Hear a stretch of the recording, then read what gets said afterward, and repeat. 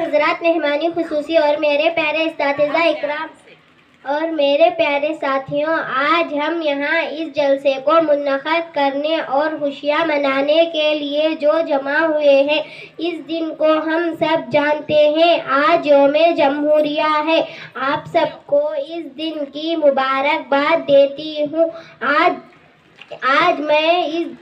آج میں اس دن کے بارے میں جمہور کا مطلب بتانا چاہوں گی۔ جمہور ملک ہونے کا مطلب عوام کی حکومت، عوام کے لیے اور عوام کے ذریعے چلائی جانے والی حکومت۔ ہمارا ملک جمہوری ملک ہے۔ جمہوری ملک میں حکومت کا کوئی مذہب نہیں ہوتا ہے اور حکومت غیر جانبدار ہوتی ہے۔ ہمارے ملک میں ہر مذہب کے ماننے والے افراد رہتے ہیں، اس لیے کسی بھی افراد کے ساتھ ناانصافی نہ